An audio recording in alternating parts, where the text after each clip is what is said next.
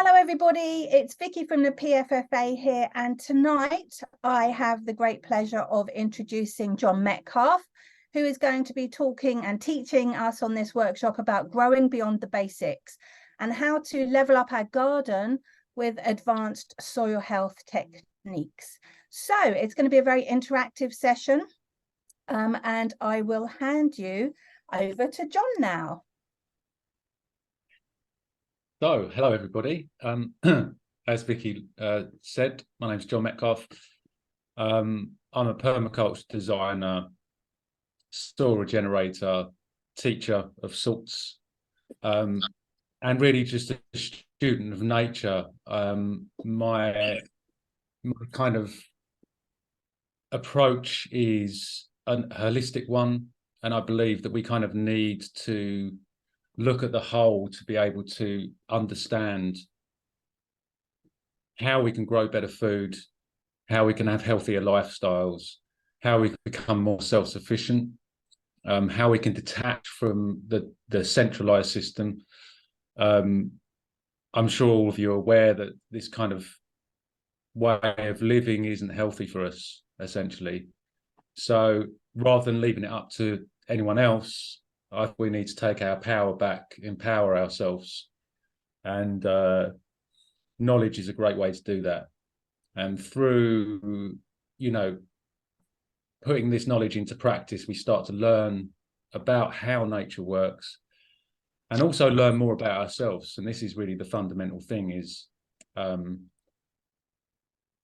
learned more about myself in the last 10 years. I'm 44 now. I've learned more about myself in the last 10 years than I learned in the previous 34 years. And it's all really come through my connection with nature. As I said before the recording started, so I'll kind of say it again, I want to make this as interactive as possible. It's quite difficult on Zoom. I wouldn't call myself a technophobe, but I do have problems with technology, which is why I've got this Nokia. So I don't do anything smart apart from this, really.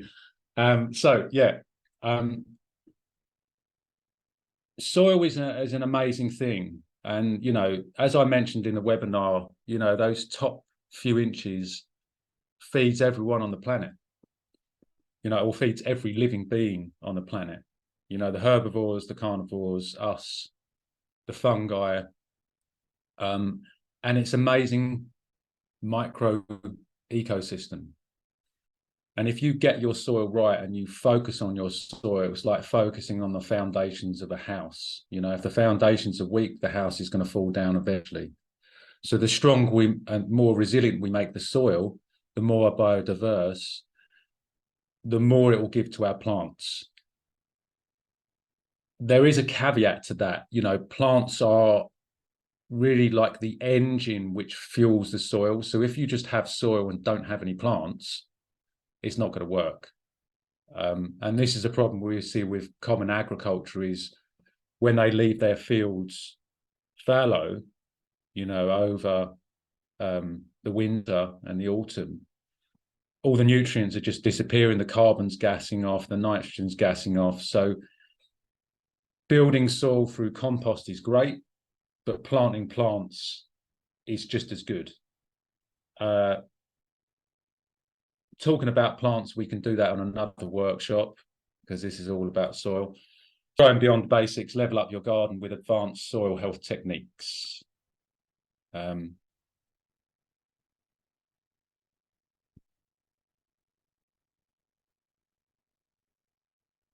just give it a moment.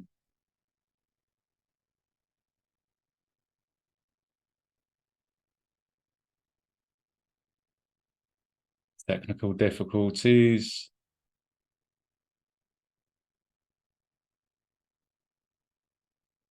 Okay, here we go. Right, it's the regenerative soil workshop. So I want to set the precedents and set the table, really. So these are some of the questions I want you to think about. And I'd really like it if there could be someone who volunteers. As I said, if nobody wants to volunteer, then Vicky's put herself forward. But all of these questions are really important so you can find out which is the best thing for you to actually do to remediate and regenerate your soil. Because there's so many different composting techniques and so many different things that you can make yourself or you can purchase. And they all work, but they're all contextual. So these are some of the questions. And then I'll take you through some slides. But if someone wants to volunteer, then take your microphone off or just write it in the chat, and then Vicky can kind of put you forward.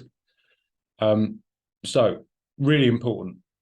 When I first started growing, I wanted to grow everything. And I ended up overwhelming myself because I only had a certain amount of space. I just had an allotment. So I could only grow a certain amount. Now with permaculture, you can grow more in a space than you would do with like a conventional growing system, because you use things like companion planting, etc. But this is really important because different plants need different types of soil. That being said, there's always caveats to these things. So the more biodiverse you make your soil, the more you can grow, and the more plants you can grow with differing needs. And that's on one of the slides I've got, so that'll become a little bit more obvious. So what are you going to grow? You know, do you want to grow tomatoes? Do you want to grow brassicas? Do you want to grow fruit bushes? All of these things require a different pH and a different type of soil. So how much space do you have to build soil? So this is more contextual to your, like, what type of composting method. So some of you may have a really big back garden. Some of you might not have a garden. Some of you might, you know, just have a garden in a terraced house.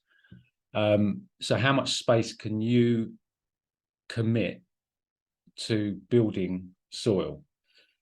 So whether you want to go down the thermophilic composting route, so that's the hot composting, or, you know, so you need really, I'd say about 3 square meters to do that. So that includes where you're going to store your stuff before you build it, the actual building of the thermophilic composting itself, and then room to turn the pile. What is your budget? This again is really important. Although you can get a lot of stuff for free, some things you might have to pay for. Once you get more experience, you can start making a lot of this stuff yourself. And sometimes not having a lot of money makes you more creative. So, you know, when I first started making compost, I didn't have a lot of money. So I had to think, like, where can I get this product? You know, so I went to go and source manure from a local small holding, and it was free because she had to build up a manure. She wanted to get rid of it. So it's a win-win situation. How much time and energy can you commit?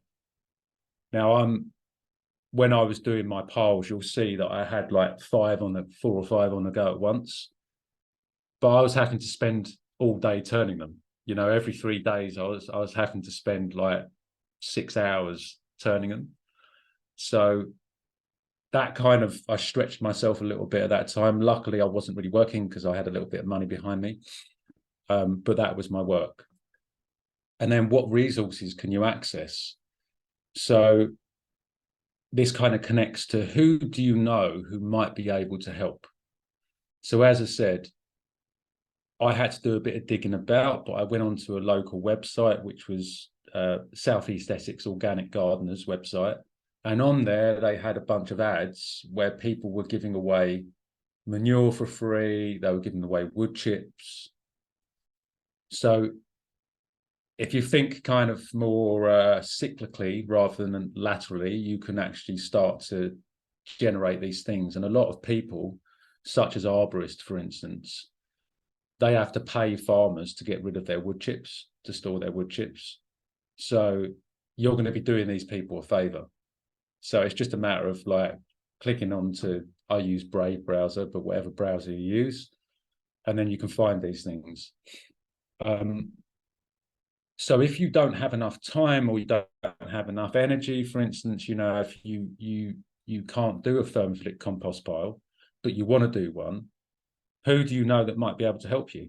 You know, could a neighbor help, and then you could give them some of your compost? Could you get a family member around? Could you get, you know, someone who's perhaps a little bit younger or a bit stronger? No offense, obviously, to anyone, but if that's your situation, then get them involved, and it's a good way to build community. And then who can you trade and team up with? So I was lucky that I had two friends that were interested in it as well. So they helped out when they could. And that was really good because we started to swap ideas. Oh, what else could we add to this, you know, to make it more biodiverse?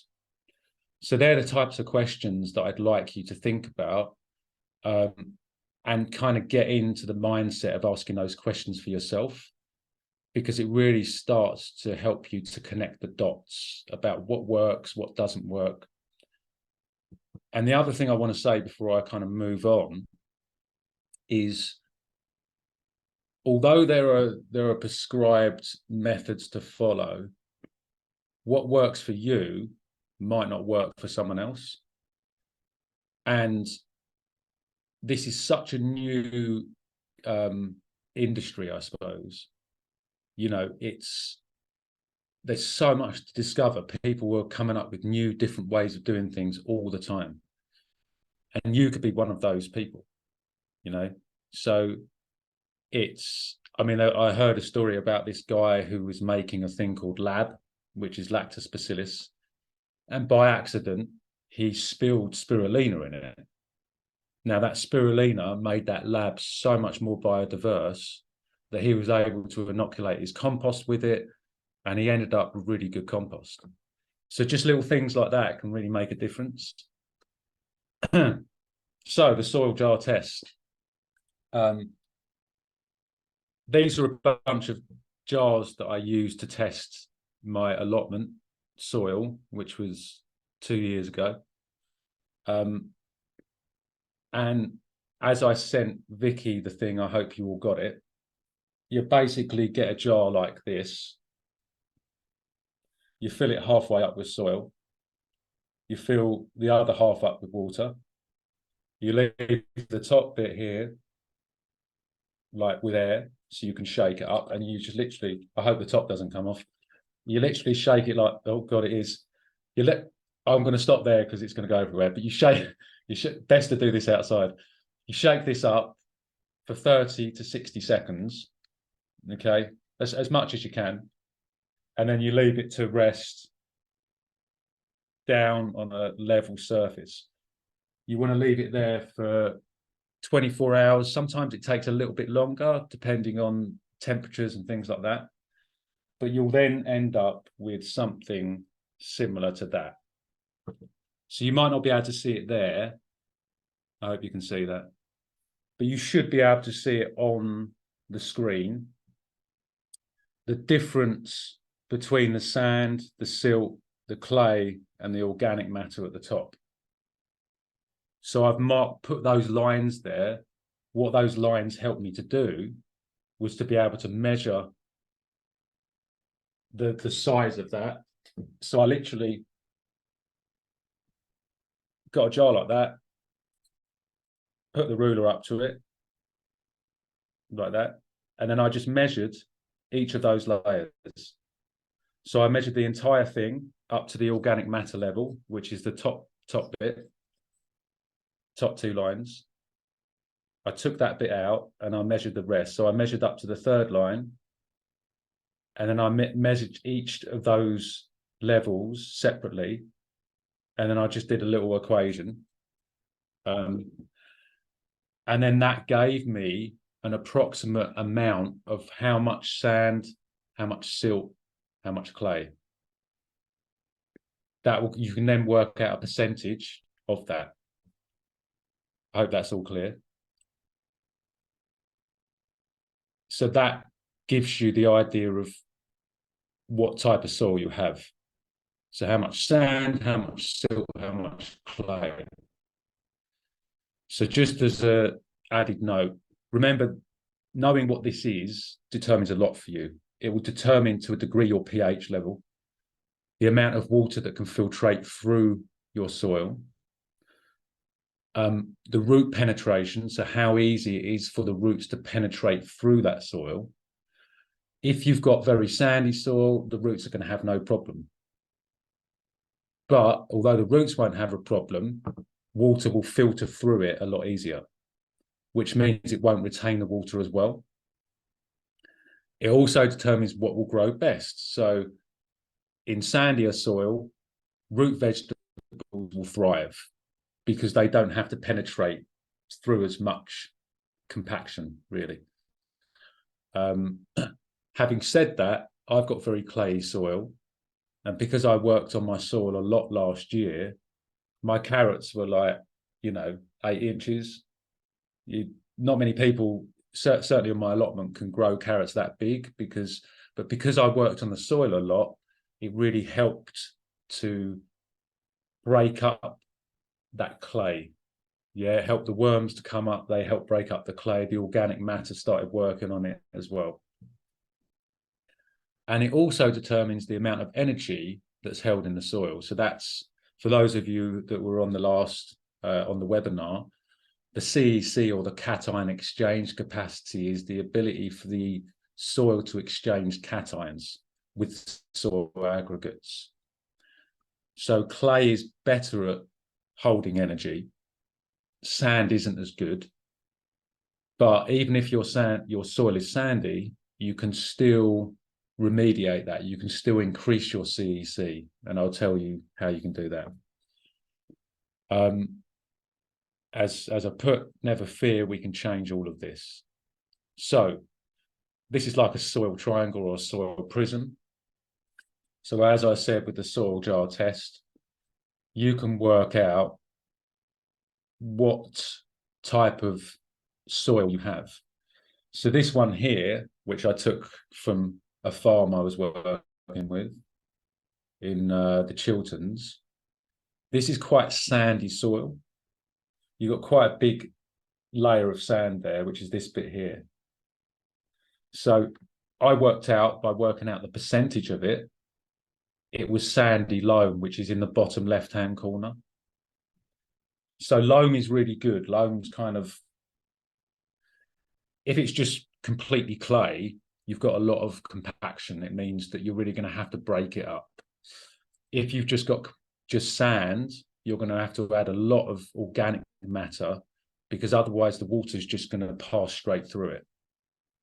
So when it rains really heavily, the water will pass through, but it will also take a lot of the nutrients with it. So if you add organic matter to the top, that will help to capture the water and preserve the nutrients from passing out. So I hope that's clear.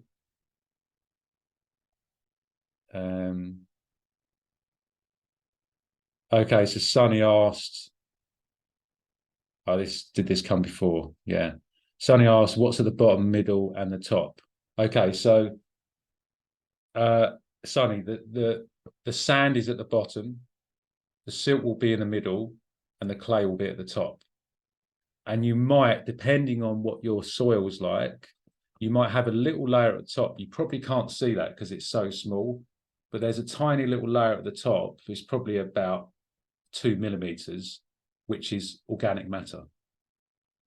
So we want that organic matter to increase, because the more organic matter you have, the more nutrients are held, the more microorganisms will be in there, the better your soil will cope with weather extremes. So if it rains a lot, more rain will be held in there. When you have periods of drought, any rain that's in there will be held in that organic matter. If you don't have a lot of organic matter, that moisture will just evaporate off. So I hope that's clear. Okay. If it isn't, just please like pipe in. If you want to take your microphone off and just ask, please do. Okay, cool. So next up. Hiya. Yeah. Hi, this is Gillian. Hello. I'm very, very new to all of this. So when you say you add organic matter, what do you mean by organic matter? Great question, Gillian. Great question.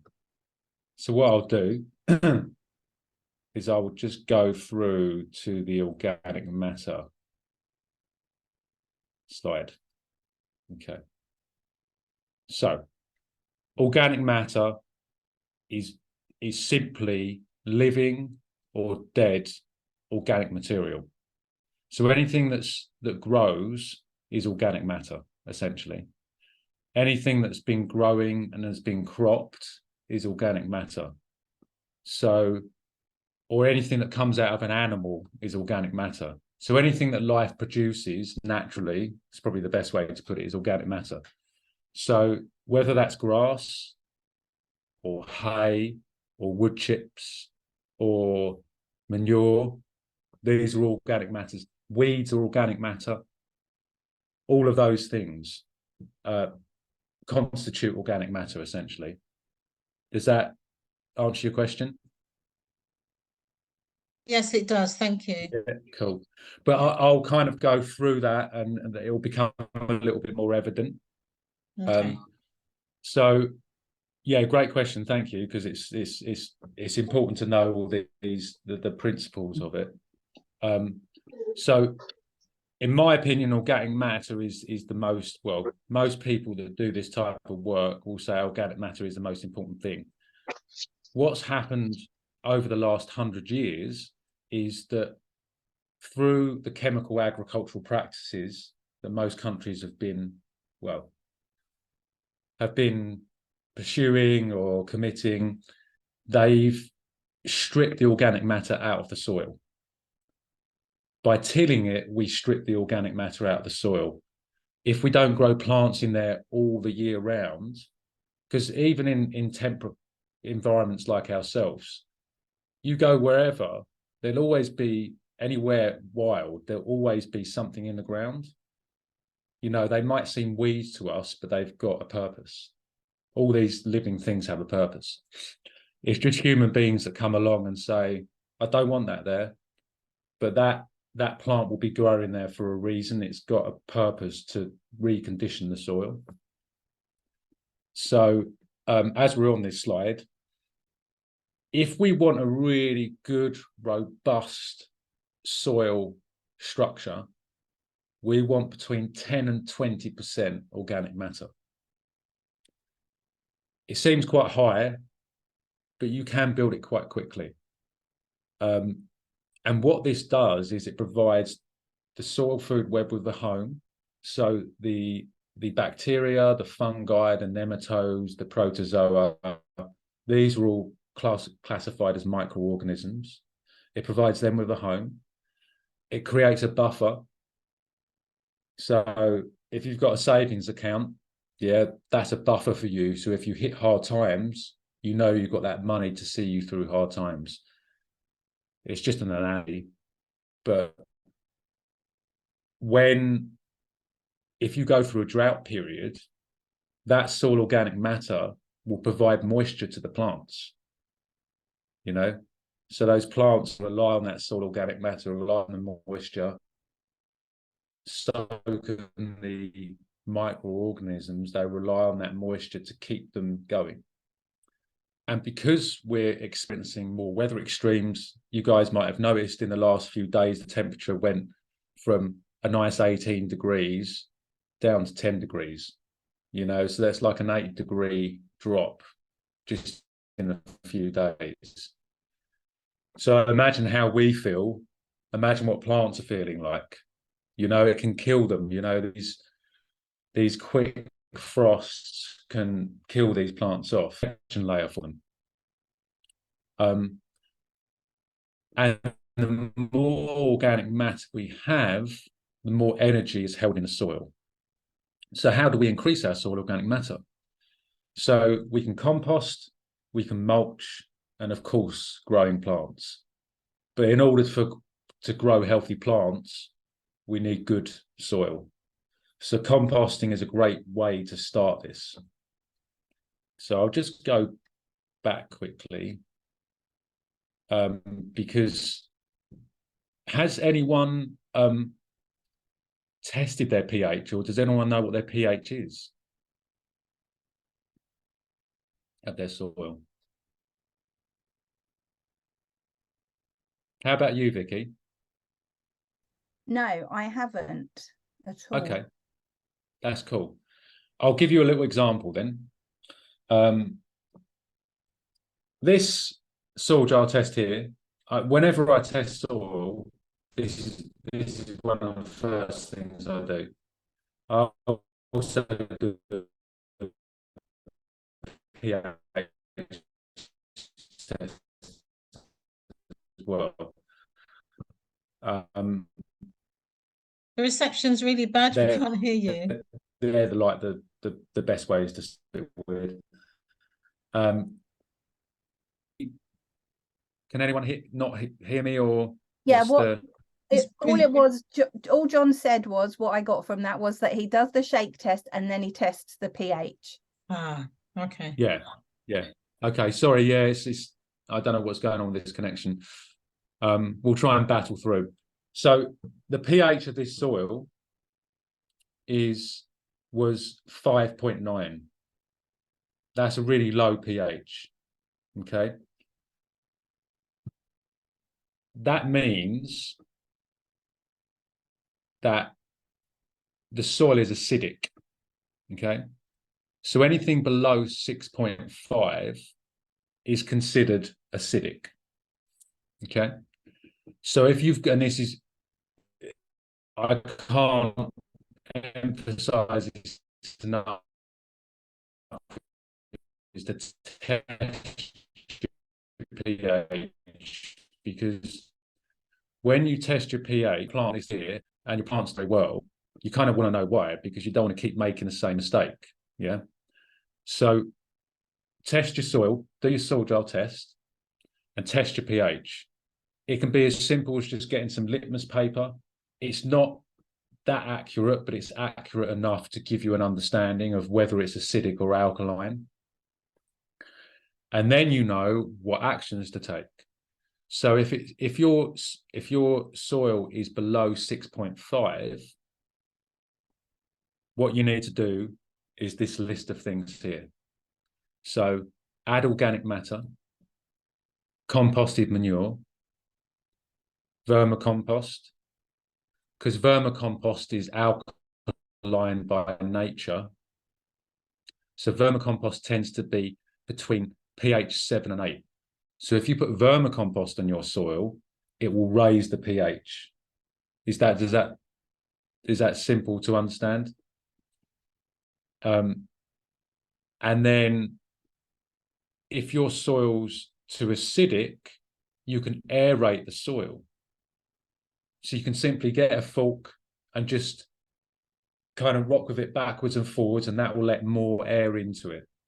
That will, by nature, allow more water to penetrate into it, and it will help it to become more alkaline. And then you can add things like wood ash. So wood ash, known as potash, which is potassium, will help to raise the pH. Crust eggshell and oyster shell are high in calcium. That also helps to raise the pH as well. There's lots of things you can do. And as I said with those questions before, what do you have access to? What are your resources? You know, that's really important. If your soil is too alkaline, so above pH 7, so I'll give you a little kind of example. When I first started on the plot I've got at the moment on my allotment, that was at pH 7.4, I think it was, something like that. The beds were different, but on average, it was about 7.4. Now, if your pH is above 7, there's a couple of problems with that. Well, one main problem. Weeds love anything over pH 7. They absolutely love it. They'll grow happily there and they won't let anything else grow there. Or they'll smother out the rest of the plants. And so rather than putting weed killer down, which a lot of people still do, which of course it works, but it also kills everything else. You know, it's non-discriminate. So rather than putting weed killer down, which happens very quickly, it's better to actually change the pH. It's better to lower the pH, because as soon as you get it below 7, the weeds feed on something called nitrate. That nitrate no longer becomes available, not in such large forms. It turns into something called ammonium, which is, it's a form of nitrogen, but that form of nitrogen changes when you go below pH 7. Okay, so I would assume, depending on what your soil is, and it says you've got to test it, a lot of soils in the UK will be hovering above 7. So add organic matter, fresh coffee grinds. You can go to loads of coffee shops and just say to them, have you got any spare coffee grinds? They're only going to chuck them away anyway, so you might as well grab them. You know, so if you could go for a coffee or a tea, pop in there. I used to do that last year when I was doing a lot of vermicomposting. But compost worms love coffee grinds. They absolutely love it. And mulch the soil surface. Stop aerating or tilling it. So one of the things that actually pushes the pH above 7 is if you go to an allotment, most people dig over their soil every year. Now, this is what people were taught, but if you do it every year, you're just going to invite weeds to come back, you know, and you dig up old weed seeds that might have been buried for years and years.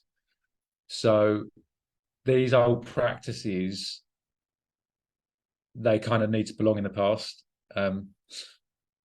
So if you're feeling a little bit adventurous, you can try these different things below. So EM, which we mentioned 2 weeks ago, is called effective microbes. And you can buy it yourself or you can make it. It's not that difficult to make. You kind of like just need to get into the right frame of mind. But EM by nature has a pH of between 3.5 and 4. So if you have alkaline soil, you can soak the soil in EM and it will naturally bring your soil pH down. So what I would suggest is, if you want to do that, or any of these kind of amendments, test your pH first, apply the method, wait a little while for it to adjust, and test your pH again. And you'll see, most likely, you might need to do a couple of applications, but that pH will start coming down. Brown rice vinegar, which you can purchase, you need to dilute this, but that also is acidic in nature, as all vinegar is. So that will help bring your pH down. And then fungal compost tea. And I'll show you how you can kind of make a fungal compost. And then soak in a mycorrhizal inoculant. So mycorrhizal inoculant you have to buy. There's plenty of places you can buy it. I can send Vicky through some links so you've got access to that. And apply humic acids to the soil. Again, you can buy those, but certainly with the humic acids, once you start making your own compost, humic acids are part of the compost pile itself. So there's methods you can do to extract those humic acids out of the compost pile. And again, keep the soil moist, because when soil dries out and it's alkaline, it becomes more alkaline. So if you keep it watered, it will help to keep that pH down. So I hope that's clear. So what do you want to grow this or next season? I know that last time we had someone from New Zealand, which is why I put this season, because obviously their spring is coming up. So brassicas love pH around 7. They'll do really happily in that kind of area. You might have a couple of different areas in your plot or your space, and some of the soil might be a different pH than others. So this is why it's good to test different areas, because that will help you identify what you can grow in what area. Like with me, one of my beds was under 7. It was one of the only beds that was under, I think it was 6.9. So that's where I put my fruit bushes, because anything that has woody material, what we call lignin, that thrives in a lower pH. So like blueberries, for instance, love pH of around 5.5. But we're always aiming to have a variety of pHs. In healthy soil, pH can change every micrometer, literally.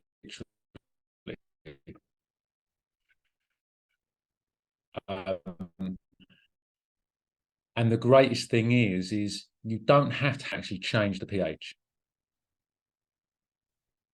So I hope that's clear as well. So remember, it is all about balance and biodiversity.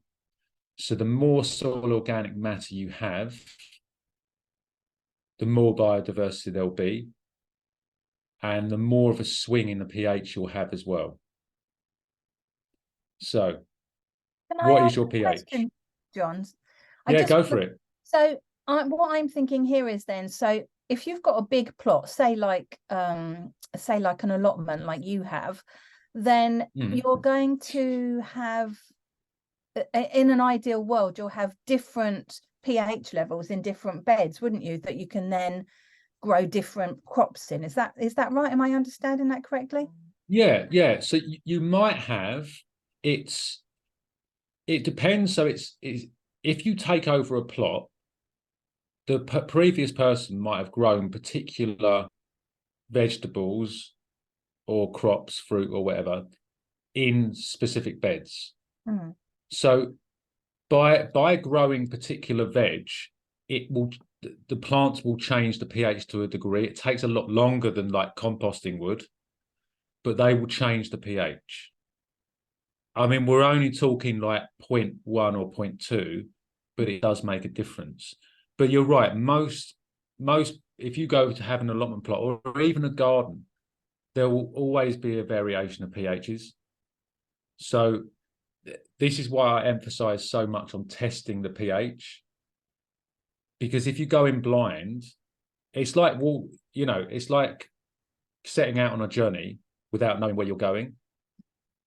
Without knowing the signpost, not looking at the signpost, you're going to get lost, So it's important to just consider, you don't have to, I'm just talking from experience of, I went in guns a-blazing. I was like, look, I'm going to plant that there, plant this here.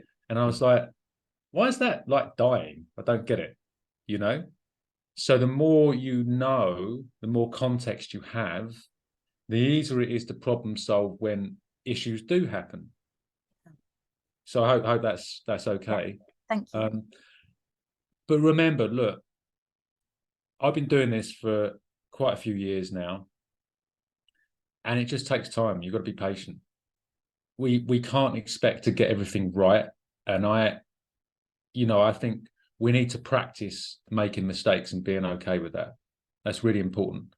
But if you're not attached to exactly what grows, as I said, the important thing is get your soil sorted. The more you work on that, the easier it becomes for your plants to grow. And if you have a biodiverse soil biome, your plants will adapt to it. If you don't work on your soil and you dig it over every year, you're not just putting more work into it, but you're always playing the guessing game. So since I started doing this on my allotment, like a couple of years I've been working on my allotment, carrying out these types of practices. people have been coming up to me and saying, "Oh, your soil looks really good," and I'm not doing anything really. I'm just kind of following these methods, and the soil's doing it for me. That it's the microorganisms that are doing all the work. And this is the greatest thing about following these types of practices is, as the years go by, you have to put less and less work into it. So rather than breaking your back every season, digging it over in the autumn or the spring, you don't have to do any of that. You just chuck some mulch on, make some compost, and what we're trying to do is give it back to nature, and nature will give back to us. John, can I ask? Yeah, sure. Obviously, this is for if you have like maybe various beds, but what if everything you planted is in pots? Because this year I've done a few things and I planted them all in pots. Okay. So would I just plant the same thing again next year in those pots? Would I change things around? Should I change I'm starting to do some composting, but Okay. I've got some question on that when you've got some time. Yeah. With things in pots, what would you do in terms of, obviously the soil is probably going to be various pHs, I should imagine, because I've bought all different compost trying to get the right one this year. It's been a bit mad. Yeah. So look, this is all possible with pots as well. So again, test the pH of the soil in your pots. Okay. That's the first step. Depending on what you are growing in those pots. So for instance, if you're growing potatoes, you definitely don't want to be growing potatoes in there again, because potatoes are have these soil-borne diseases. So potatoes, tomatoes, you have to be careful of those to a degree. But you can, with pots it's a little bit different because you can top it up. So depending on, can you give me a little bit more detail about? Okay, so what you I want to grew grow? some potatoes. Yeah. And they turned out quite well. And I also grew some tomatoes, and they had, I think it was blighted, but they really got diseased and then they died. I don't really know why. And I grew some beetroot. Okay. And cucumbers and butternut squash. Cool. Okay. So I will first of all deal with the tomato problem. Yeah. So blight is a really common, it's a fungal pathogen. That's what blight is. Blight is really common, and it tends to happen for a couple of reasons. One, if there isn't enough airflow for the tomatoes, and the other one is when you have humidity. So if you have like heat and then rain and then heat, it will produce like a humid environment. Okay. That stresses the plants out because of the change. And that's when fungal pathogens can attack. So you can, when the tomato plant is first growing, you can kind of, cultivate it to give it more air between the stems. That's one thing you can do. You can move any tomato plants. If you're growing a couple of pots together, move them a bit further apart. Okay. So if one of them gets it, obviously these things are airborne. Sometimes they're in the soil as well. But the thing that I did this year, because we got blight last year, we live in Barnet. It's called Barnet blight, and it killed all the tomatoes. Yeah. And 2 years previous on my allotment, I had the same problem. And I was like, what do I do? I think, was it 2 or 3, maybe 3 years ago? Because after all this period, I've like I went into a time vortex. But I was like, why did that happen? And it could be those reasons. But also I know people, I found people since then that have grown tomatoes that have been really close together in a greenhouse and they haven't got it. So it can be where you live. you know, certain areas have microclimates which make them more humid. But one Yeah. thing I found out about 2 years ago was when plants are not at their full optimum health, this is when disease and pests start to attack them. And this is the way of nature. Nature, the way evolution, well, we can't get into this because it's a whole philosophical discussion, but when something's weak, it gets taken down. You know, and whether that's an antelope that gets eaten by a lion, right? They always go for the weakest one. It's the same with disease and pests. Is they will take out the weak plants because they need to go back into the cycle of death so they can feed the soil. And the healthy will survive. So there's 3 things you can do. There are amendments which you can make pretty easily, which you can use them as foliar sprays or soil soaks, or even next year when you grow tomatoes, you can coat your seeds in these things. Okay. Okay. Is one of those hydrogen peroxide? You can use hydrogen peroxide, but I wouldn't go there because it does have some adverse effects. What you want to think about is, why do fungal pathogens attack plants? How can they get into the plant? And the reason is because the cell wall of the plant is weak. That's how they get in. So I'll just go through all my slides and I'll show you what you can actually do. So there's a thing called water soluble calcium, which you can make pretty easily. You just need eggshells and vinegar. Eggshells and vinegar. Vinegar. And vinegar. So you can use normal, like, brown vinegar. You can use apple cider vinegar. You can use vinegar? Brown rice. Apple cider vinegar. Yeah, okay. Any vinegar works as long as it's above 3% acidity. Okay. It will work. So, God, I didn't realize how many slides I've got. Okay, here we go. So this is the water soluble calcium. This is natural farming prep.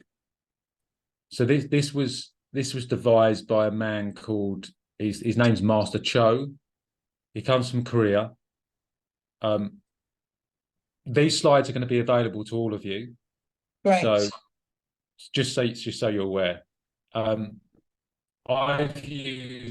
haven't ever used brown rice vinegar, but I have used apple cider vinegar and like normal malt vinegar. As I said, as long as it's above 3% acidity, it will work.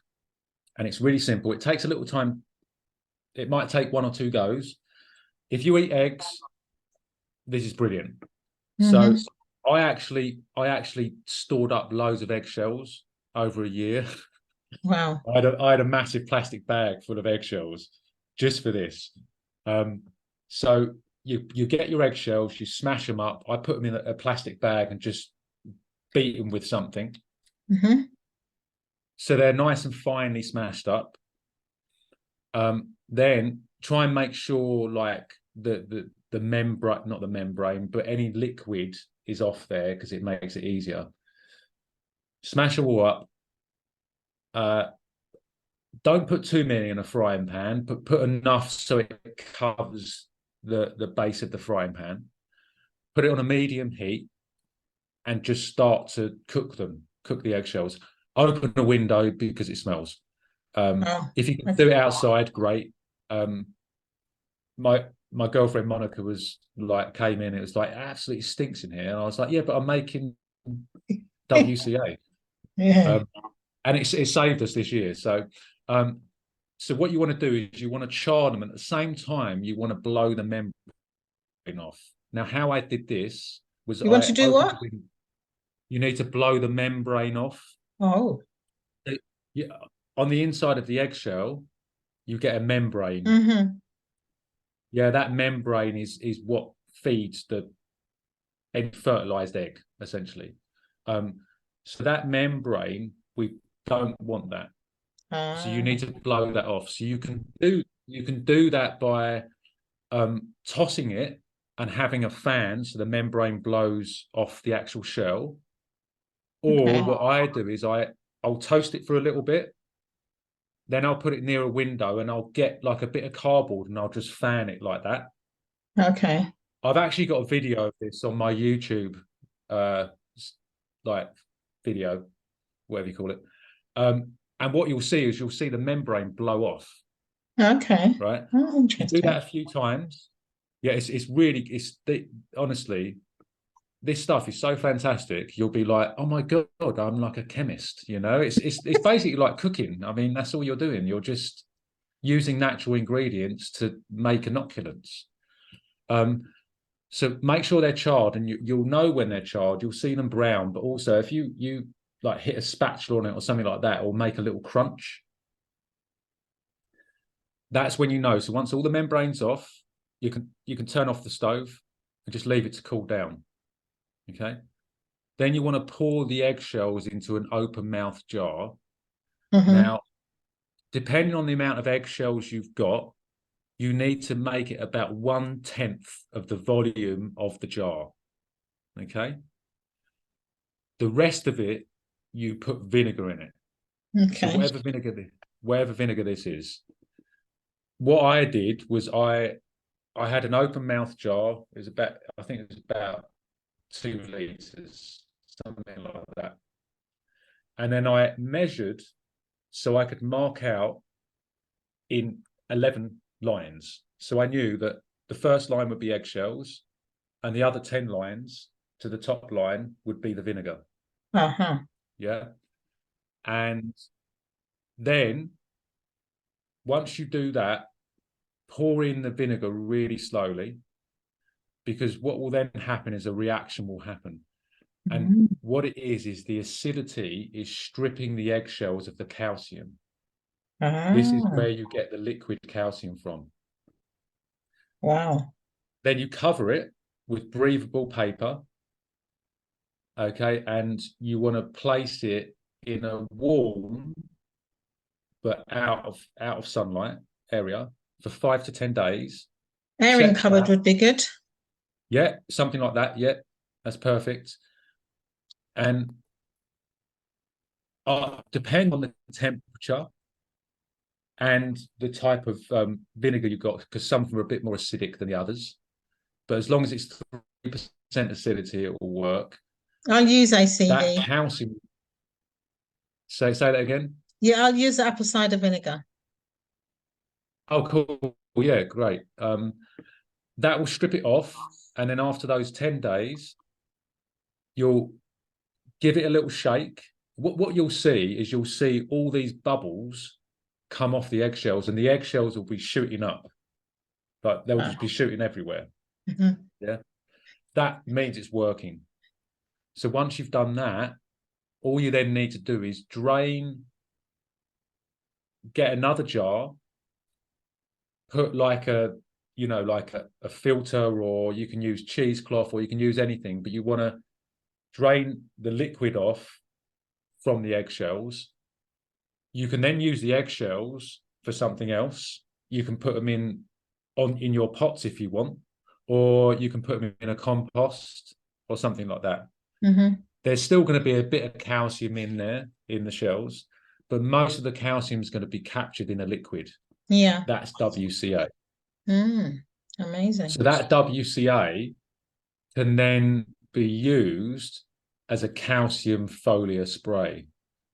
So when you grow tomatoes next year, you can, and there are a couple of other ones which I'll tell you about, but we'll probably leave that for a workshop in the spring, because you can't do them just yet because of seasonal variations.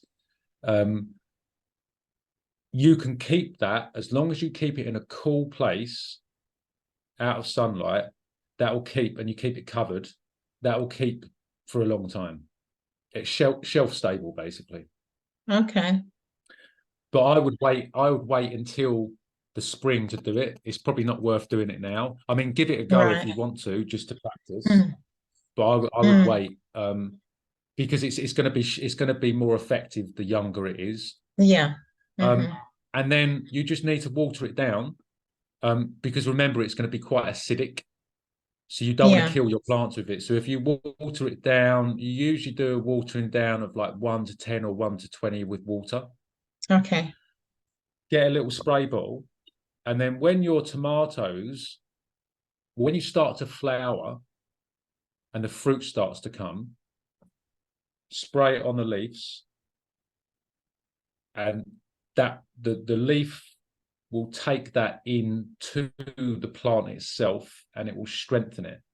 So calcium, boron, and silicon all strengthen the cell walls of plants.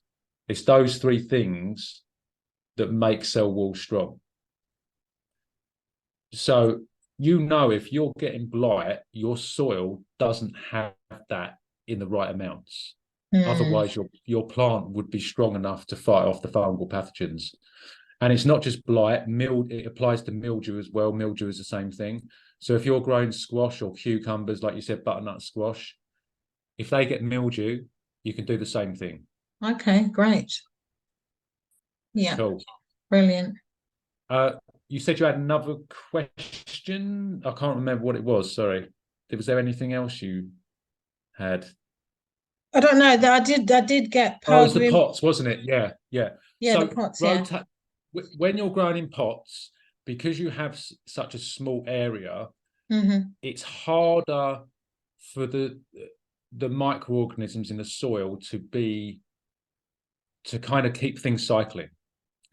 So it's good if every year you can make good compost. I mean, how much room do you have to make the compost? Interesting you should say that, because I started a compost pile this year and I think I'm going to dump it because I've put so much citrus stuff in it. Oh, because we eat a lot of oranges and satsumas, and there's got loads of those in there.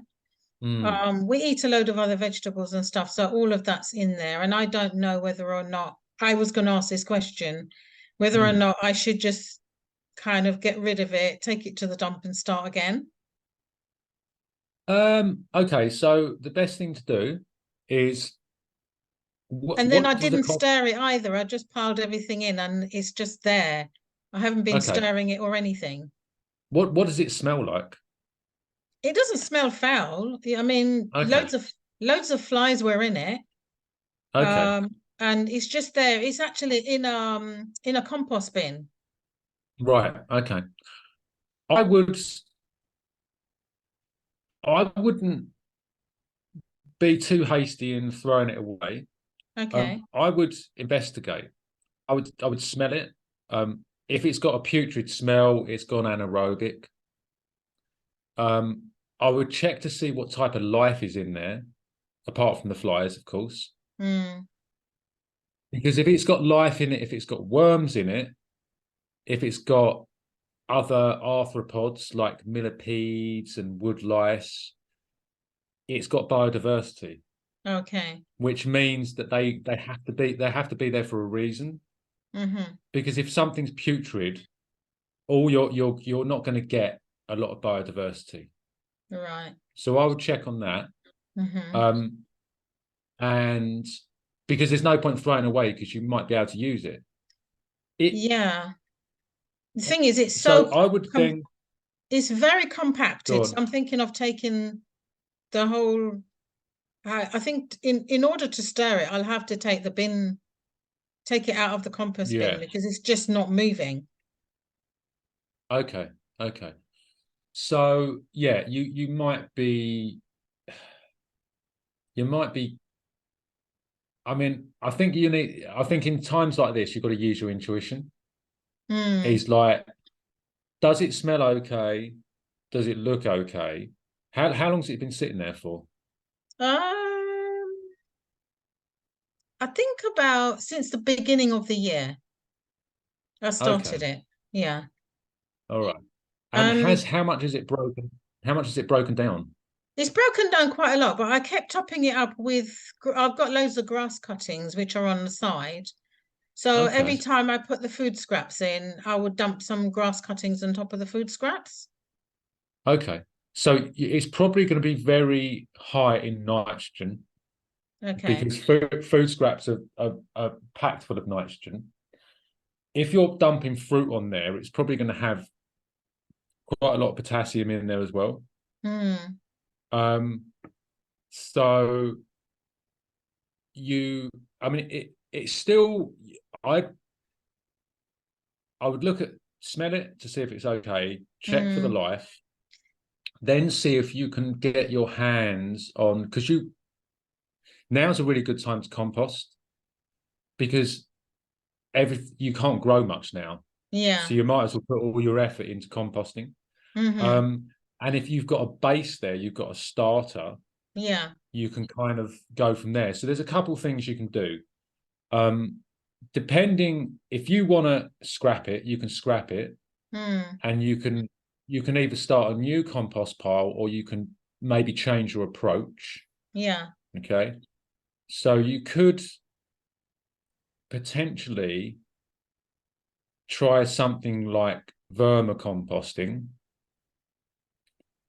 Um, that's something you could try. As I said, it depends on how much room you've got and how much time you've got. So you know those questions I asked at the beginning. I don't know if you were here at the beginning. Yeah. Yeah. I Um, was. yeah, so ask those Oh, questions to yourself. vermicomposting. Okay. Yeah. So vermicomposting, which is this. Okay. So there are so many different ways to do vermicomposting, and it's simply just composting worms that will basically digest the food. Now, the only thing is they're not too happy with too much citrus, so it Yeah. might not work. I You can. think It depends on how. Go on. Sorry. Go on. sorry, one of the reasons I was thinking of dumping it is because I'm steering away from supermarket foods now, and most of the stuff that's in there is what I've been buying from the supermarket. Okay. So I'm not really sure if that will still make it organic. Now, so that's a really good question. Um, yes, I mean basically, if you're buying supermarket food, if it's had pesticide sprayed on it, there's still going to be a Mm, remnants of that. yeah. You can remediate it, but if you're happy to start again, I would start again. Okay. If again, use your instinct, if it doesn't feel right, throw it away, Mm, you know. Um, and that's okay, you know, yeah. that's fine. Um, Again, it's all context. So I would then ask yourself those questions at the beginning, which is how much time do you have? How big an area have you got? What do you want to grow? So, I mean, how much space would you say that you had, and have you got is it like concrete, or have you got grass, or No, I've like got what's a good sized garden. I'm out okay? in Hastings. Okay, cool, I've got a good sized garden, and we are going to re-landscape the garden. And I've earmarked a part for my veg patch, cool. and that I would say that's probably about 2 meters wide by maybe about 4 meters long, Okay, brilliant. um, at a guess. So that will be my veg patch. Okay, and how about where's your composter at the moment? It's just sitting in on part of the grass at the end of the garden and I've Okay, just been putting stuff in the compost pile, in the okay, cool. compost bin. Right. So you can do thermophilic composting. Yeah. Now, it takes a bit of work and it takes some time and energy, but it's quick. Ah, And So the picture on the left is one of the piles I did. And as you can see hay, you can see some of the stuff around the edges.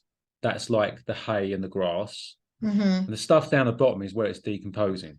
That was after about 14 days. Oh, So you wow. can tell how quickly you can go from dry stuff to it decomposing really quickly. This is my allotment. As you can see, I've got like 4 piles there. Yeah. So this is what I was doing 2 years ago. Yeah. So I used this stuff here, which you can get online. You don't have to use that. You can use pallets if you want to.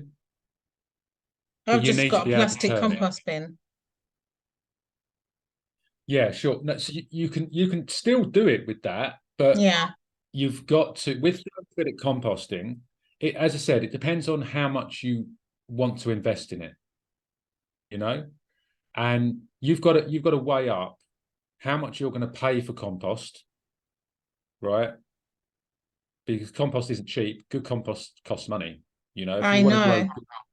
So I would personally, it was cheaper for me to make the compost. If you've got time, it was cheaper for me to make the compost.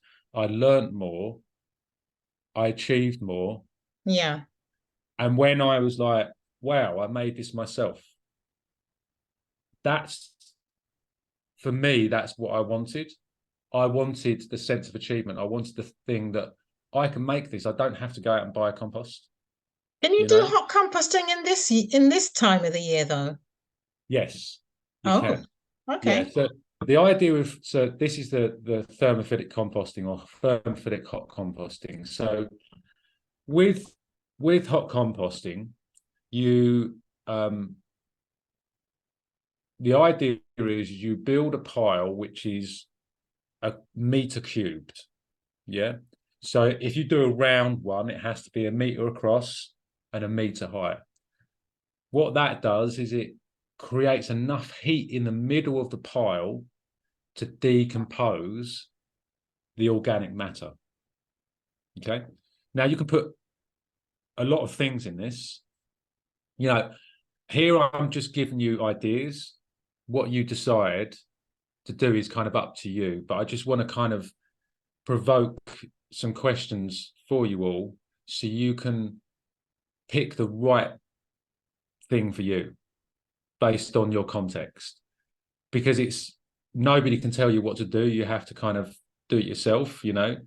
And it's, I had the time to commit to this, and I had the energy, and had I had the motivation because I really wanted to do it. I mean, I tried to start a composting business, but then I realized how much money I needed to do that, and I didn't have it. So, but I learned a lot, and Yeah. I used my compost, and people were like, wow, on the allotment, they were like really impressed with the compost and how quickly I made it, you know.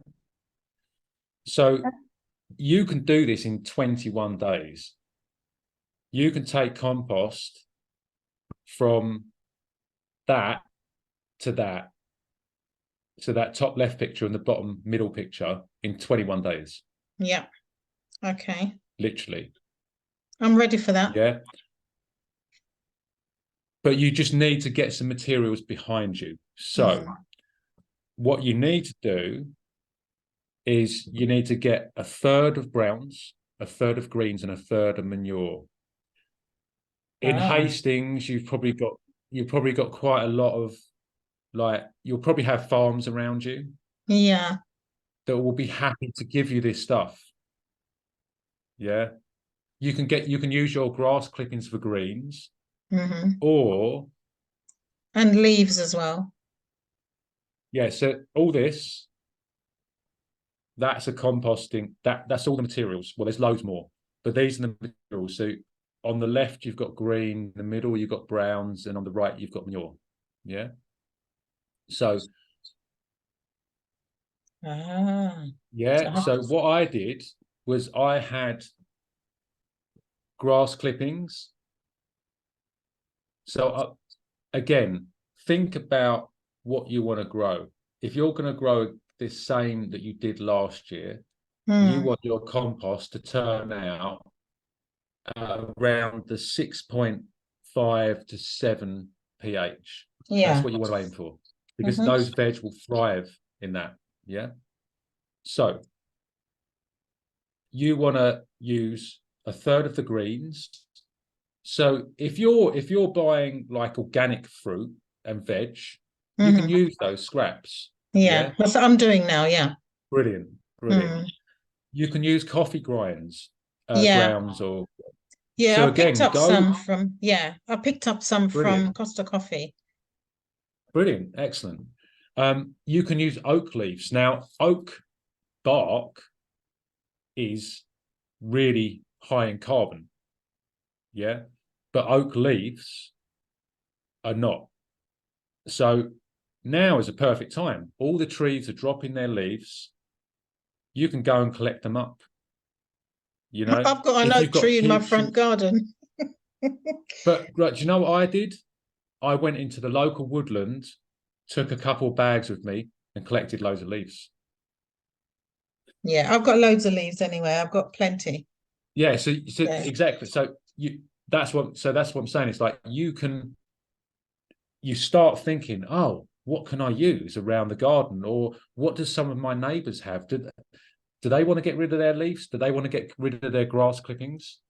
Yeah. Because then you can collect all this stuff for free, you know, and then you may have a local organic growing group around there that will have forums and people, or if you've got stables about or anything like that, people that keep chickens, go and ask for their manure. Yeah. Okay. You know, so the greens are the nitrogen aspect of the compost. The browns are the carbon, and the manure is like the igniter. The manure helps the heat in the compost to get going.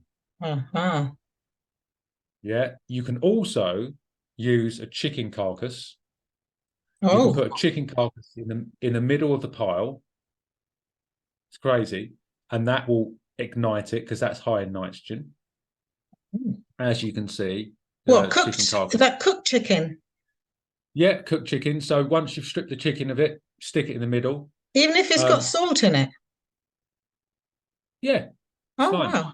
Okay. As long as it's not loads of salt, as long as you're not like, and you can, I've also used urine. Oh. I use my own urine to start my compost pile. Okay.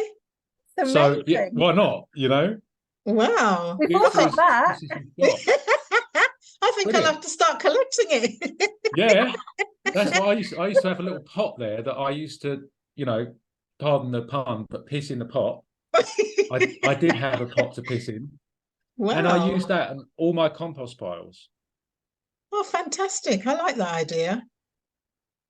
So yeah, it's cool. And this is what I mean. It's like, yeah, go for it. Those are really great questions, Gillian. So when it comes to manure, I've heard that depending on the type of manure it is, it depends how old you need it to be. Is that true or not? Like chicken manure, you can use straight away. Is it horse manure? You have to wait a year or something? Oh. Yeah. So that's if you're using it to grow straight in. Oh, okay. So you see what I mean? So if you're a lot of people will get manure and they'll just put it down on their beds, their raised beds or their garden, because most manures are high nitrogen. So if you can see, like horse manure is 20 to 30 nitrogen, 20 to 30 carbon and 1 nitrogen, which makes it high nitrogen. Chicken manure is even higher because it's only 6 to 15 carbon and 1 nitrogen, which means there's more of a nitrogen component. That's based on their diet. So if you just then try and grow stuff in it, especially young plants, you'll just kill them. You'll burn the roots and they'll just die because they can't take nitrogen in such high quantities. But if you're composting it, the nitrogen acts as the accelerator to create the yeah, sorry, because I'm flicking between things here. So these graphs here kind of tell you how a thermophilic composting pile works. Yeah. So you start, there's no heat. You put everything together, the heat starts to build up. This is when you get what you call mesophilic bacteria. Then you go into the thermophilic, thermo meaning hot. These bacteria they're born, then they die, they're born, they go through this massive cycle, but during that cycle, they're eating all the material up and they're breaking it down. So they're eating it, they're excreting it, and they're breaking all the material down really quickly. It's the thermophilic bacteria that do all the work, that break it down so quickly. And the person that kind of brought this into the limelight, the thermophilic composting, was Dr. Elaine Ingham. She's like a goddess in the soil world. She's brought all this stuff to the limelight. So, you know, my teacher learned from her, and the guy that I get my compost tested with learned from her. So she's like this mother who's nurtured all these people that are in this soil, regenerative soil world. So if you look, after about 15, 16 days, it's gone through the thermic phase and it will start to cool down. So that's when all the nitrogen that you've put into it has started to disappear. Then it will start to cool down. So this is the key. When I first made hot compost, I made a mistake. And the mistake was, after those 21 days, I was like, right, it's ready. I'm going to start using it. Yeah. So there's always a trade-off with these things. If you do it in a shorter period of time, the pH will be higher. So what you want, and this is why it's best to do it at this time. After those 21 days, it won't be finished compost, but most of it will be composted. It will be decomposed. It will look different than the materials you used.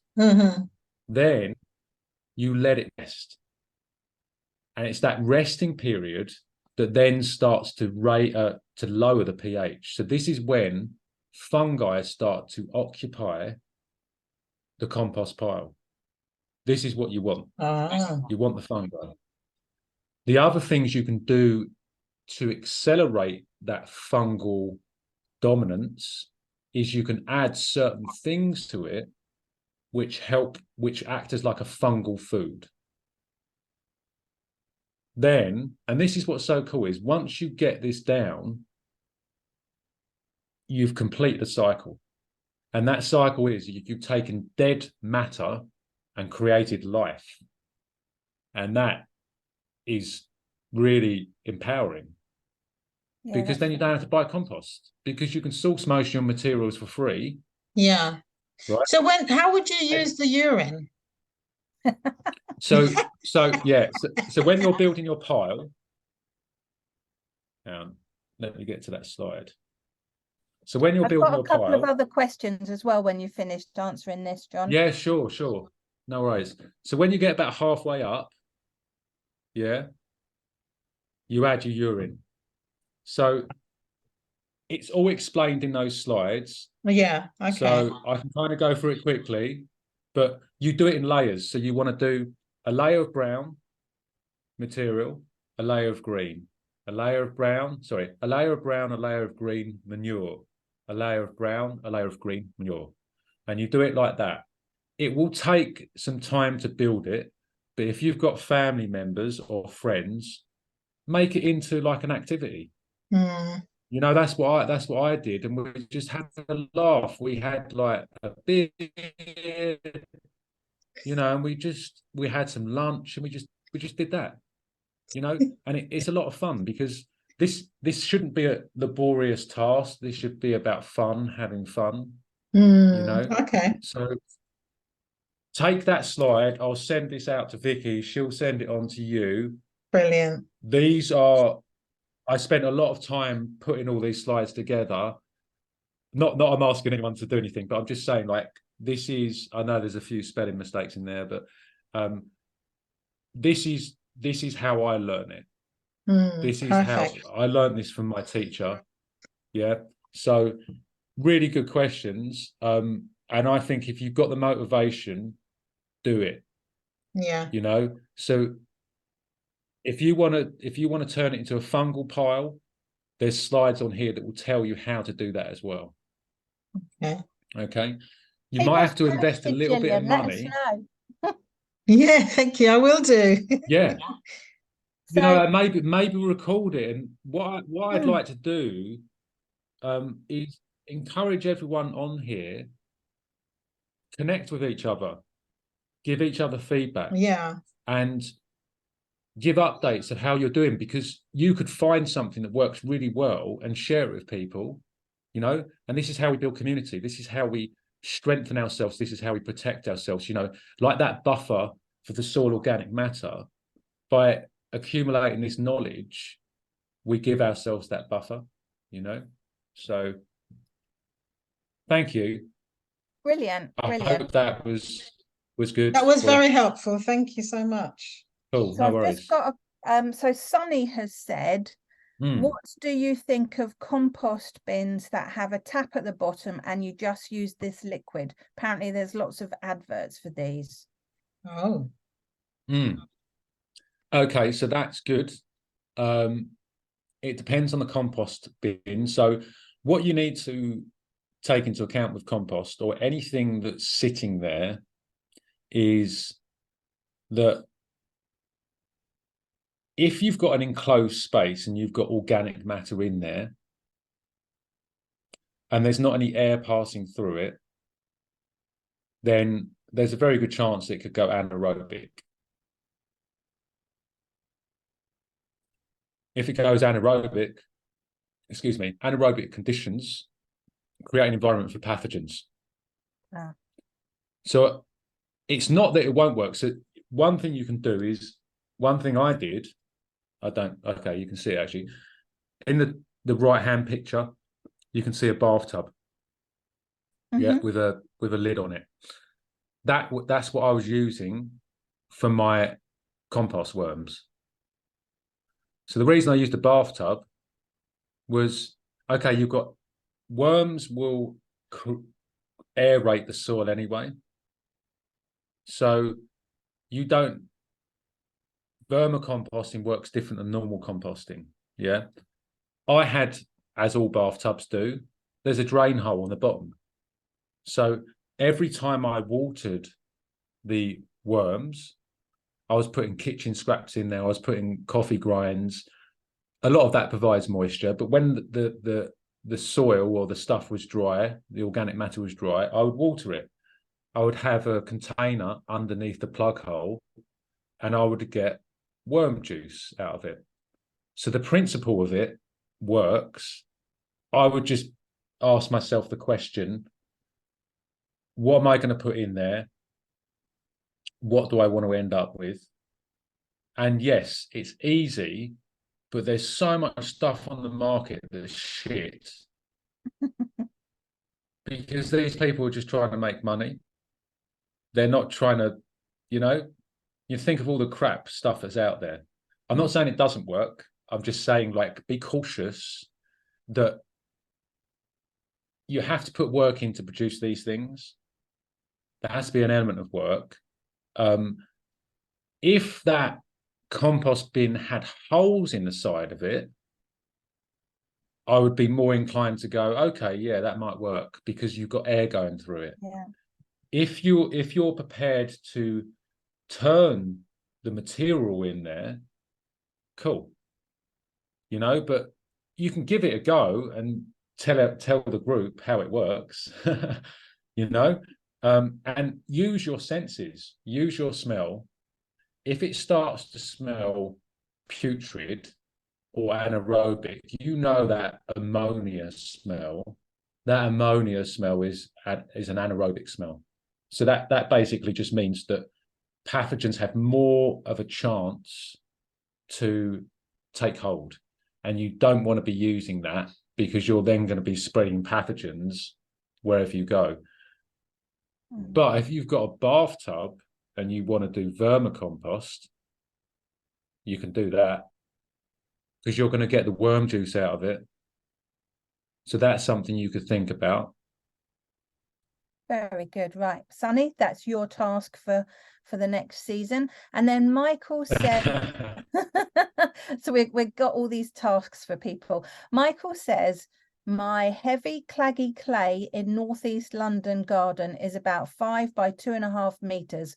So what's the best composting option for a small space? Okay, right. So I am going to tackle that in a few different things. So heavy clay soils. There we go, Michael. Essex has heavy clay soils as well. So heavy clay soils, problem with heavy clay soils is compaction, basically.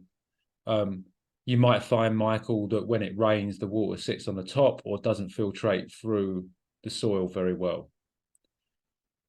So there's different things you can do to help to condition the soil or recondition the soil. So I use a broad fork. Broad forks are expensive. They're like 200 quid for a good one. But I invested in one is because they're phenomenal, and they're massive forks with big tines, like 12-inch tines. You have 2 massive handles sticking out, and you stand on it, and what it does is it puts the tines into the soil and it creates passages of air. What that allows to do is it allows the water to filter into the soil itself. So that's one approach. You can make compost, and that compost will act as a buffer, which will help the water to retain in that, like the soil organic matter level, which means if you have heavy rain, it's not likely to sit on the top of the clay. I mean, Michael, I don't know if you could answer this, but have you observed how the water acts on the clay soil? Yeah, it's basically it just sits there. So much of the winter I can't even walk on the grass because it's like a sponge.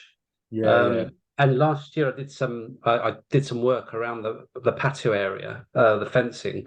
And once you dig down past the moist area, it's actually bone dry. So about a foot down, the water doesn't even go down. It just sits there. It's really, yeah. Yeah. So very, you've got a compaction layer, basically. Yeah. So you've got with most clay soils, what happens is this is you because the nature of clay aggregates are really small, so they hold together. The great thing about clay, and there's always a flip side to every problem, the great thing about clay is it's the best soil for holding nutrients. So you're going to have a really high, what we call cation exchange capacity. Simply, it just means the soil holds more energy. Okay. So you need to aerate the soil. So you can take 2 approaches. Yeah. You can dig the soil over. Now, I don't tend to recommend this. Yeah. But if you want to get past this problem, you need to break up that soil. You have to break it up. So are we going against your rule earlier of digging over? Yeah. Yes, but there's always caveats. Yeah. Cool. There's always caveats, because there's never one size fits all. Because soil and everything is so biodiverse, there's so many different contexts, so many different environments. I used to be, 2 years ago, I was like, never dig, ever. Yeah. But you've got to be open to new possibilities, because otherwise you're kind of, so it's the good thing about, so what happens is when you dig, you kill the soil life, but if you make compost, you can bring the life back. Yeah. So what I was thinking was just to lay on top of it and raise the beds up rather than dig it all up. Perfect. So that might work better. I'm thinking you can do that as well. That's another good. So there's a thing called sheet mulching. Yeah.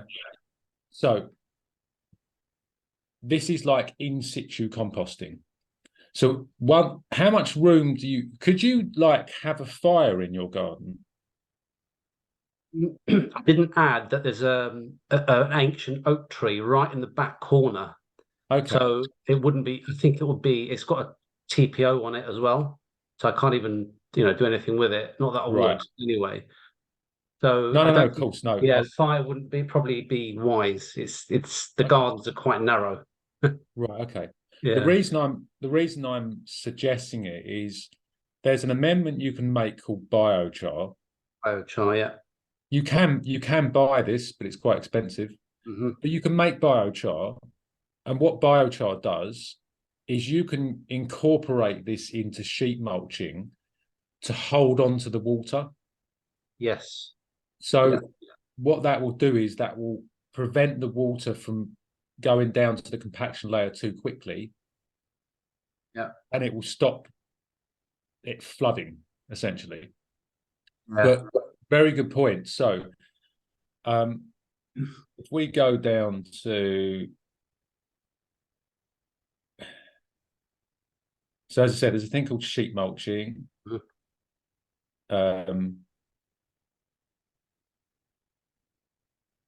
Okay, there we go. So an easy and quick way to build soil. Yeah. So as you mentioned, Michael, rather than digging down, you can build it up. Yeah. So it's a great way to smother weeds as well. And obviously, depending on what you want to grow, you then need to take into account the carbon to nitrogen ratio. So that table I showed before, that will give you an understanding of that. But everything's on the slide. So again, still look at your pH. That's still an important thing to look at. Yeah, we need to do that. Yeah. Yeah. And a soil jar test as well. Because even though definitely, because what will happen is this sheet composting will probably build you up. It could be, 4 or 5. It's probably about 6 or 7 inches to start with, but it will as it breaks down, it will shrink. Okay.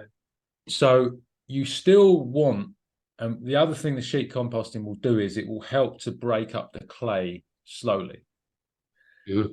If I was you, if you can, even if you can't get a broad fork, wait till it rains and use maybe a week before you do the sheet composting or sheet mulching.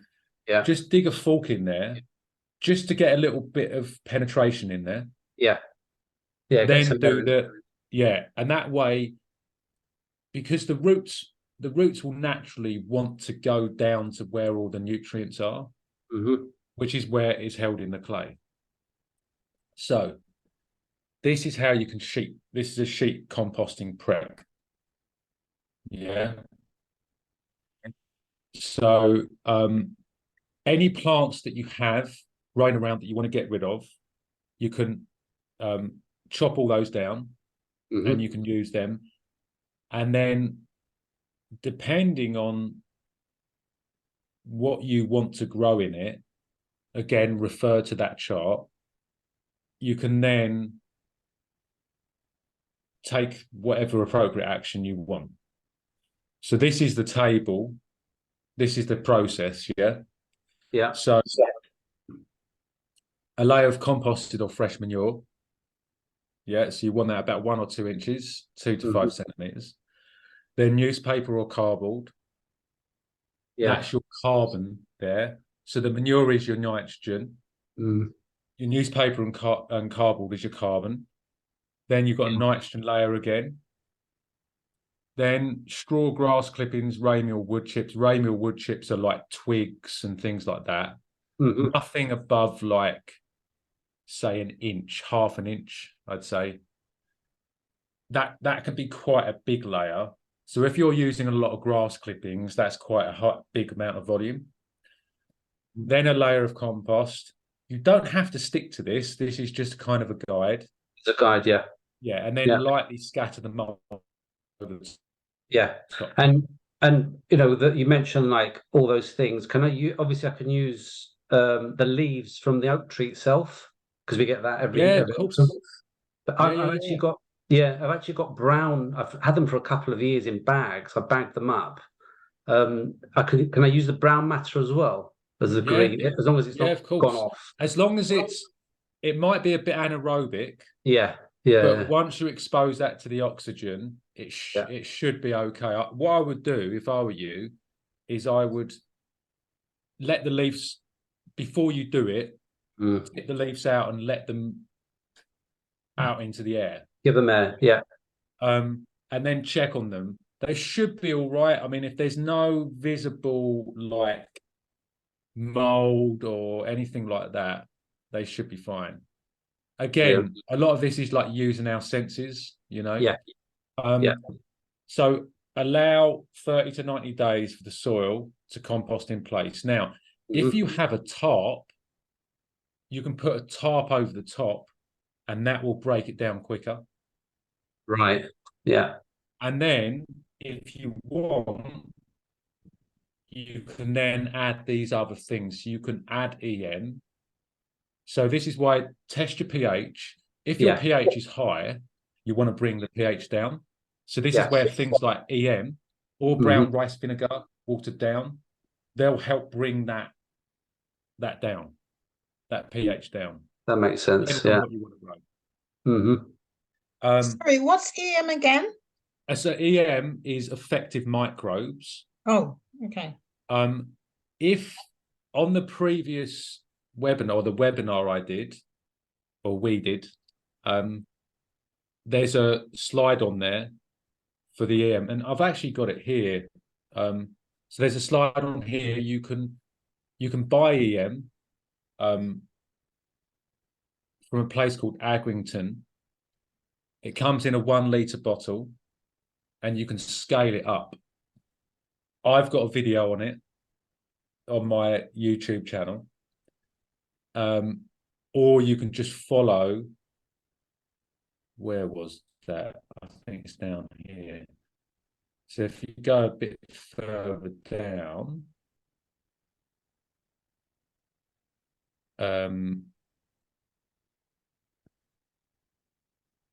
okay. Right. Okay, there we go. So this is EM. Okay, so you can just use the EM bottle, or you can make it. It's not difficult to make. Like, I got an F in science, right? And I make an EM all the time now. You know, I make all these different amendments because it's fun, you know. So all you need is EM, molasses, water, and either bioceramic powder, which is an amazing creation that's kind of come from terra preta, which was a composting method they used in the Amazon like thousands of years ago. Sea salt, sea water. What they are is that they provide the mineral component. The EM is a biological creation by a man called Dr. Heger, who isolated particular microorganisms, put them together and realized that they were really beneficial for plants. They protected them against pathogens. They helped their immunity, all these different types of things. But because EM by nature is around pH 4, if you want to drop your whatever you're doing, if you want to drop your pH down, if you've got a high pH, you use EM and it drops the pH down. But at the same time, it will provide the microorganisms in the soil. So, and it breaks down. And if you're also doing the thermophilic composting, so this is what something I wanted to say earlier, was you can use EM to control the heat in the compost pile. So it means that you don't have to turn the compost as much. Does that make sense? I hope that's okay. Yeah. I think it just highlights the fact that I need to do the soil test and pH testing as well to start from somewhere. That's brilliant. Yes. Thanks, John. No, really, no really worries, good. Michael. My pleasure. Obviously, we'll get the slides at some point, so Yes, Vicky will send them through. Brilliant, thank you. Sorry, John, I just have one more question. I've just been bothering my head. What do I do with the compost that I've got in these pots? Do I still use them? You can do. I would test the pH. I can mix them all up together Test and the pH of them. okay. Okay. Do you know what you could do? You could, depending on how much compost you've got, how much would you say it is? Like, just trying to. I would say about at least 140 litres of it spread out in different pots. I'll tell you what you could do. When you make your compost pile, your thermophilic compost pile, add it to that. Yeah, and just mix it all up. That will kill any pathogens. It will kill the weed seeds. This is the great thing about thermophilic composting, is the heat will just kill so much. Right. Okay. The other thing that I did forget to mention is you have to check the temperature. So with a thermophilic compost pile, it will be in the slides. You don't want it to get too hot for too long. If it goes above 65 degrees, you want to turn it. Or add EM, and EM will cool it down. Okay. Okay, so otherwise you start killing the beneficial stuff. Yeah.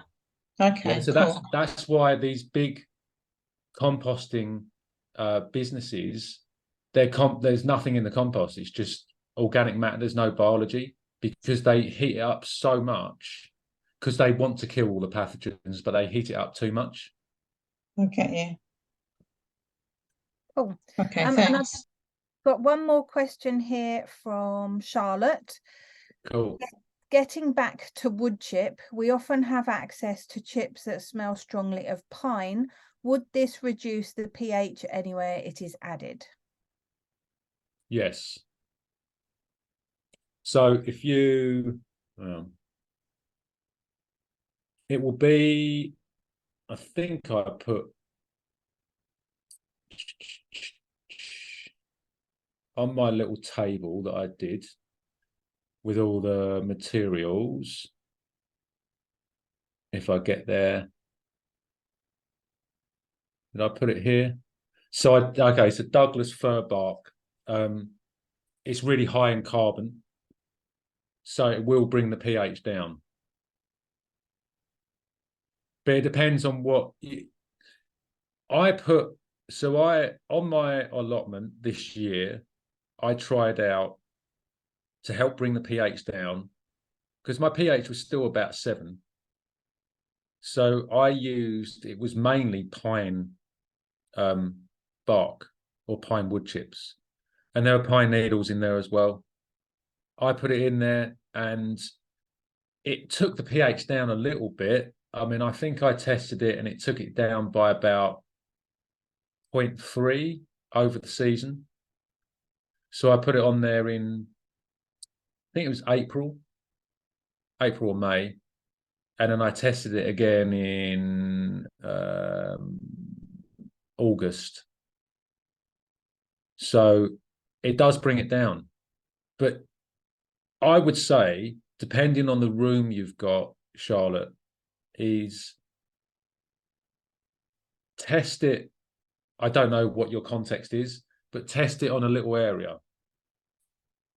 Because even if you even if you can't lay it straight on your beds, you could still compost it. And the great thing about these types of like wood chips and stuff, using wood chips invites more of a fungal component. And the thing that's missing from most of the soils that we have, whether it's in a garden, a farm, or an allotment, is the fungal component. Because when you dig, especially when you till the soil or you rip the soil or plow it, you kill the fungal component. And we want the mycelium. So, and the greatest thing about these wood chips is when the saprophytic fungi, which is decomposing fungi, gets hold of them, and this happens in the autumn and the early winter before it gets too cold, they will just break it down really quickly. So they'll turn that into carbon. They'll turn it into carbonic substances like humic acids, etc., over time. But if you want to be really sure and you try a little bit, if you can do thermophilic composting, try that as well, because this year I'm gonna do that myself. I've got like, I don't know, probably about 300 litres of wood chips in the back garden. So I'm going to go for a fungal dominant compost. So maybe we could team up and do it together and compare results. Yeah, this is actually Charlotte's other half. Oh, that sounds hello. like a good idea. Yeah. Rome, yeah. It's so much fun, and this is the thing I want to emphasize. I just want to kind of quickly, this year I overhauled my allotment. I spent so much time on doing it. I filmed everything. I was doing it for a project, and I spent quite a bit of money on it, and a lot of effort. I was there, 3 times a week, all day, and I started to take it really seriously.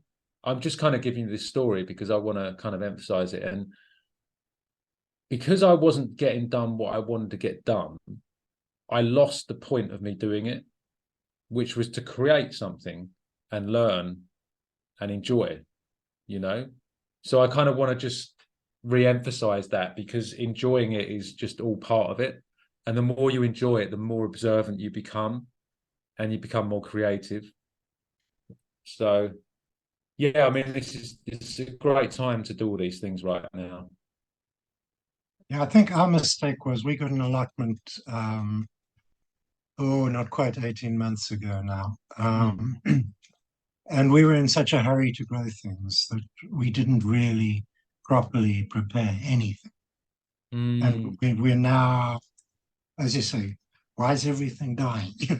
Yeah. Why are the tomatoes not doing what they should be doing? Why is nothing doing what it should be doing? Yeah. And that's the greatest thing, make your mistakes now, right? When you first start out, or even if you're just changing your approach, I'm still making mistakes all the time, but I don't see them as mistakes. I just see them as like a learning curve. Yeah. And one of the things in permaculture is observe and interact. Like, one of the founders of permaculture, who coined permaculture, a guy called David Holmgren, he made one of the biggest mistakes you could make after 20 years of doing permaculture. And he turned his soil into like concrete. He did that by adding too much calcium to it, and it turned it into concrete. And he's still trying to get it back. So no matter how experienced you are, you're going to make mistakes. But this is why we're doing these types of things, so we can actually share each other's mistakes and learn from them. And even if you grow one thing successfully, like this year, I've never grown carrots before, ever. Not a massive carrot. I quite like them, but they always seem too difficult. But this year I thought, no, I'm going to give it a go, and they came out brilliantly just because I worked on my soil. And that was my biggest success this year, is growing these big carrots. I was like absolutely stoked with them. Yeah, that's great. Thanks, John. No worries. My pleasure. Cool. So do we have any more questions, Vicky? No, that's all the questions now. I think Cool. they're so thorough, and really, really good questions that have answered questions I had, so saved me asking. Yeah. Sorry, can I ask one more thing? Yeah, of course. Go Can for you it. just do the compost straight onto the grass in a pile? You can, yeah. You can do that. So yeah, definitely you can do that. The thing you need to be aware of is just the amounts. So with the thermophilic composting, it's about building the heat up. Yeah. So as long as you've got the heat in the middle of the pile, you'll be okay. Right. Yeah. So Okay. that's why I've done it in cages before, because it's easier to contain and it's easier to measure. Right. You Okay. don't have to try it. I've tried it in piles. It's a little bit more difficult. Well, because of the mixing of it. Because of the mixing, yeah. So basically, when you're doing the thermophilic composting, you've got to, if you imagine the middle of it is going to get hot, Yeah. so that's decomposing. Then when you turn it, you've got to put the outside on the inside and the inside on the outside, so Yeah. the Yeah. outside then gets hot. That's why Elaine Ingham always does it in cages, because she's been doing it for like 20 years, right? Right. Okay. She knows that, but you don't have, you can do variations of this. So there's methods coming out now where they do the thermophilic composting, they build that cage and they stick tubes in down the middle of it, which has perforated holes in it, and it acts as an aerator. That's something I can kind of send to Vicky separately as an extra slide. I wouldn't maybe try that first of all. I would give the thermophilic composting a go because it's fun to do, and then maybe try that after you've done that. But it's a good question. I've tried it just in a pile, but I found it a bit more difficult. Yeah. Yeah. But give it a go. Why not? I might make two piles.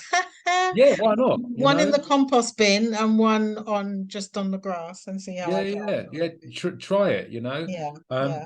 But try and follow the slides as close as you can, because these Definitely. are kind of you know, experience. They've been tried and tested. Yeah. Okay, brilliant. Cool. Okay. I hope everyone kind of got something from it. And yeah, and I think there'll be more like this in the future. I think next month we're going to be doing a more of a self-sufficiency thing. So it's going to kind of be taking this, but then talking about growing of plants and how we can go from seed back to the seed again, essentially. So yeah, it's been fun. Great questions. It's been really good. Yeah, and excellent questions. Thank you so much, everybody, for your contributions. They are very much appreciated. And some of you have got assignments, so please report back on what happened. And if anyone wants my email address or my website or my YouTube channel, because there's some interesting stuff on there, then Vicky can give that to you or whatever. Yeah, I'll put that. I'll include that again. I don't think I've got your YouTube though. So there was two you said about making that you had a video on making EM. Was the other one on soil testing? There were two that you said. So no, there was one on making EM and one on making water soluble calcium. That's it. Well, I'll include those as well in the email that I send out with the replay to you. Yeah. And, thanks everyone. Thanks for coming along. And, I hope you join in future ones as well, because I kind of really want to, I've just teamed up with the PFFA and I'd really like to kind of build a community. You know, I think it's really important. And I know since I've been doing this, I've got so much out of it, and it's really by collaborating that kind of we move forward. So thank you. Yeah. And I'm going to have to chip off now because I've got my dinner, because I haven't eaten yet. No, thank you ever so much, John, and a great information. And yeah, I'm really looking forward to, like you say, the self-sufficiency and whatever we come up with after that, or whatever you come up with. And we've got thanks from Audrey and thanks from Michael. That's fantastic. Thank you, everybody. Thank you all for all the great questions, and thank you for staying. And you'll get all of those all of the slides, and you can read away to your heart's content. And we really would like your feedback. It's always so good to see how people are improving. I know for myself that I've learned so much just in my few months that I've been here at the PFFA, so it's fantastic. And we're all going to become better gardeners and have better yields, etc. So thanks ever so much for joining us, everyone.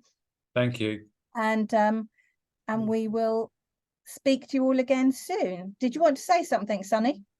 No, we just wanted to thank you.